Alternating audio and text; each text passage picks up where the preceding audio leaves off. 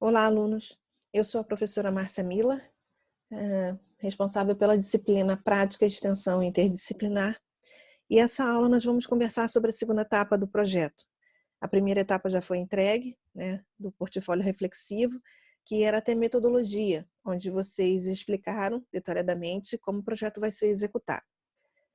Bom, essa segunda etapa agora do projeto vai ser feito o relato da experiência.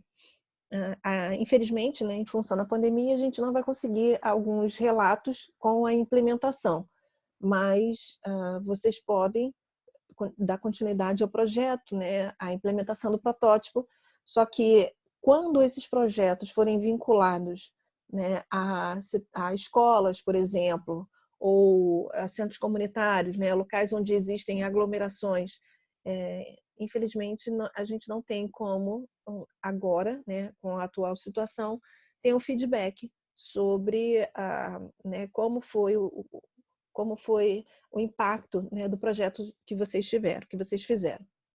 Mas isso não impede que seja feito o relato da experiência, ok? Então a gente vai dar continuidade, né, e fazendo alterações no que diz respeito aqui em relação ao relato da experiência.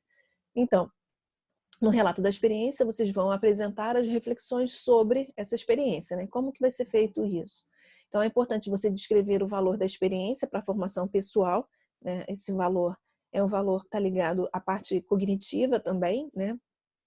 E à vida acadêmica, apresentando valores e conhecimentos agregados ao longo da atividade relatada, sem esquecer de correlacionar com os elementos e questões norteadoras das disciplinas, que já está divulgado, inclusive, nesse mesmo material de estudo, né, que vocês utilizaram essas questões norteadoras, né, para fazer a primeira etapa do projeto de vocês. Então, pode utilizar-se de gráficos, tabelas, né, quadros, figuras, diagramas, né? Essa parte visual vocês podem explorar bastante. É obrigatório apresentar os registros fotográficos da execução do plano de ação. Então, é necessário que vocês tirem fotos, né, a partir do momento que o projeto for sendo implementado. Então, na execução, na construção do protótipo de vocês, tudo isso deve ser registrado, ok?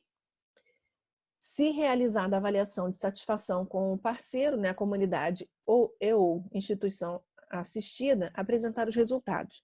Essa parte de avaliação da satisfação, quando for entregar o protótipo, essa satisfação, infelizmente, não vai poder ser, em alguns casos, do usuário, né? Mas pode ser, por exemplo, se você entregar algum projeto numa escola, de repente os professores ou, né, a diretora, as pessoas podem falar, né, em relação às expectativas, né, de implementação do seu projeto. Então, dentro ainda do relato da experiência, deverão ser registradas e apresentar as aprendizagens mais significativas de maneira clara e objetiva, levando em consideração os seguintes aspectos. Olha, inter-relação entre a expectativa e o vivido. Então, é muito importante vocês narrarem, né, as expectativas de vocês em relação ao projeto, né, e o que foi vivenciado, né, em relação a esse processo de aprendizagem.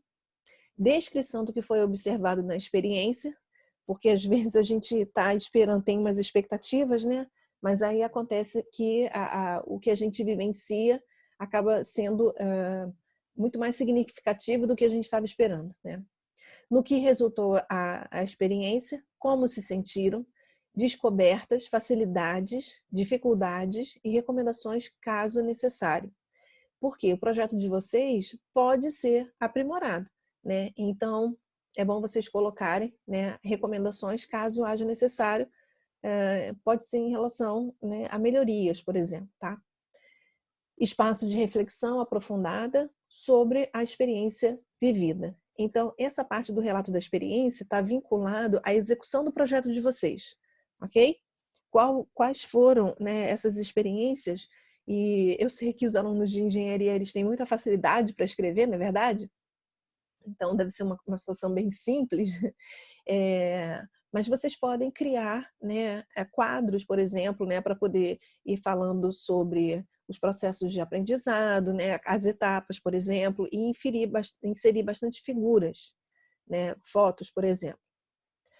Bom, ainda, né, para facilitar a construção desse item, né, do relato da experiência, a equipe de trabalho deverá responder as perguntas abaixo. O que fizemos? O que aprendemos? Em que conteúdos tivemos dúvidas, dificuldades ou erros? O que precisamos nos aprofundar? Houve crescimento? Que aspectos foram aprimorados? Que atividades, sentimentos, vivências e experiências propiciaram esse aprimoramento? Que sugestões podemos oferecer ao processo de ensino, aprendizagem do curso? Ou seja, que essas perguntas elas possam servir para vocês para a execução desse relato, né? Porque respondendo essas perguntas vocês vão conseguir falar, né, mais sobre esse relato da experiência de vocês. Claro que podem ter os pontos positivos, mas podem ter pontos negativos também, né, de dificuldades que vocês tiveram, algumas experiências de aprendizado, né? Então, eu já ouvi relatos de alunos que nunca tinham usado ferramenta, por exemplo, e tiveram que utilizar essas ferramentas, né? Eu vi um relato de um aluno que nunca tinha usado uma chave de fenda, não sabia a diferença de uma chave de fenda e de uma chave Phillips. E ele estava todo feliz, né? Porque ele tinha manipulado, inclusive, uma serrazinha tico-tico. E aqui, bom, aqui vai entrar, né, as fotos no portfólio de vocês. Então, cada foto inserida no portfólio deverá ter uma legenda explicando a atividade desenvolvida. Nesse caso aqui, né, foram desenvolvidas atividades, né, com pessoas ali, então está mostrando todo mundo aglomerado. Esse período agora não é possível, né? Mas vamos supor que vocês tenham desenvolvido algum equipamento, alguma coisa que alguém poderia tirar foto e mostrar como seria utilizado esse equipamento. E as considerações finais. Então, depois do relato da experiência, né, que é a execução do trabalho de vocês, vão entrar as considerações finais, tá? É para finalizar, para fechar o trabalho de vocês. Então, as considerações finais deverão ser breve e responder às questões correspondentes aos objetivos. Então, vocês fizeram os objetivos, volta lá, lê o objetivo, porque o objetivo era o que vocês iriam fazer. Então, a consideração final tem que estar respondendo, né, tem que estar de acordo com esse objetivo. Pontos negativos são tão importantes quanto os positivos e não deverão ser tomados como falha ou incapacidade de atingir o objetivo. Então, muitas vezes, né, no projeto inicial, né, por exemplo, teve uma turma de alunos que num projeto uma vez fez um chuveiro de PVC para ser implementado na praia e precisava de uma válvula de retenção. E aí o pessoal usava, por exemplo, bolinha de gude para fazer, né, a válvula de retenção, só que ela não conseguia reter muito bem porque ela é pesada, né, ela é feita de vidro, então não conseguia fazer a vedação. E aí um dos alunos teve uma ideia lá de usar uma outra bolinha, né, que é vendida no shopping, que ela é um pouquinho mais macia, nessas caixinhas, né, que o pessoal coloca R$1 ali, né, e compra essas bolinhas. Então eu lembro que eles fizeram esse relato, né, no portfólio deles na hora de entregar, né, da situação que eles tiveram que substituir, né, uma peça, no caso, era da válvula, né, da válvula de retenção, e que não estava funcionando muito bem, e foi uma experiência bem interessante também. Caso seja necessário, poderão ser apresentadas recomendações e sugestões para trabalhos futuros. Por quê? Quando vocês terminarem de fazer o projeto de vocês vão ver que algumas coisas podem ser melhoradas. E aí vocês podem agregar ali sugestões para trabalhos futuros, porque de repente a pessoa que vai ver o seu projeto vai gostar muito, vai querer implementar e quem sabe, né, implementa com melhorias, ok? Bom, como é que vão ser os critérios de avaliação? Então, o desempenho acadêmico da equipe na disciplina será acompanhado pelo professor orientador, no caso eu, através de um processo avaliativo contínuo, né? A gente tem tido aulas semanais, por meio de obtenção da presença mínima. Nessa situação, nos encontros presenciais, nós não vamos cobrar presença, né, em função dessas aulas estarem ocorrendo dessa forma. E desenvolvimento de atividades, como a gente tem feito, né, de conversa, né, de tirar dúvidas. Bom, o aproveitamento escolar será realizado através de atribuição do conceito A, aprovado, ou R, reprovado, a partir da avaliação do produto final, ou seja, do portfólio reflexivo, né, que vai ser entregue na segunda etapa. utilizando o instrumento próprio. A gente já vai mostrar como é que funciona esse instrumento de avaliação a seguir, ok? Então, a disciplina ela não vai ter uma nota quantitativa, a nota é qualitativa, né? Vamos dizer assim, a avaliação é qualitativa. Ou vocês estarão reprovados ou estarão aprovados. E aí, como será esse critério, ok? Bom, primeiro, vocês deverão entregar, né, o portfólio reflexivo, né, e seguindo esse modelo proposto, entregue via portal acadêmico em entrega de trabalho. Todos os integrantes do grupo deverão entregar, né, o portfólio reflexivo nessa segunda etapa. O portfólio reflexivo previsto para entrega nos bimestres da disciplina na primeira e na segunda etapa. Na primeira etapa vocês já entregaram, né? Deverá ser elaborado utilizando, né, o PowerPoint, slides ou ferramentas digitais também de apresentação. Então, Google Sites ou Google Slides, né, ou outra, mas tem que ser um software específico de apresentação. Bom, esses aqui são os critérios, né? Os critérios que serão utilizados para poder fazer a análise. Então, critério de avaliação para atribuição do conceito da disciplina PEI. Então, esses critérios eles podem ser definidos como atende, não atende, atende parcialmente ou não atende. Então, o primeiro critério vai ser a abordagem coerente de todas as sessões do portfólio reflexivo, ou seja, você vai ter introdução, problema, objetivo, metodologia, o relato da experiência e as considerações finais, né? Depois, a integração e aplicação dos conteúdos das disciplinas do período curso na experiência vivenciada em situação real, ou seja, vocês vão ter que usar aquelas questões norteadoras. Contribuição prática da proposta para o desenvolvimento do pensamento crítico e reflexivo. Promoção de soluções criativas, inovadoras e viáveis para resolver o problema identificado. Impacto social da proposta, considerando possíveis benefícios econômicos, sociais e culturais sobre pessoas, grupos de pessoas ou comunidades e instituições. Apresentação do valor da experiência para a formação pessoal e vida acadêmica. E, por fim, respostas dadas ao professor durante a apresentação atenderam, né, se essas respostas atenderam às expectativas, dando à equipe participado ativamente na discussão. Então, essa última aqui vai ser durante a apresentação de vocês. Toda a equipe vai ter que apresentar o trabalho, né? Lembrando que o trabalho que vai ser apresentado é desde a introdução, desde lá do primeiro slide até o finalzinho. Então, para a conclusão da segunda etapa, todos os integrantes deverão apresentar, né, participar da apresentação, tá? E eles serão, e todo mundo vai ser arguído. Então, por isso a necessidade de todos participar. Vamos aos critérios de avaliação. A assiduidade a gente não vai cobrar, né, em função das aulas ocorrerem de forma virtual. A segunda parte é que ela vai ser bem relevante. Então, você poderá ter apenas um não atende.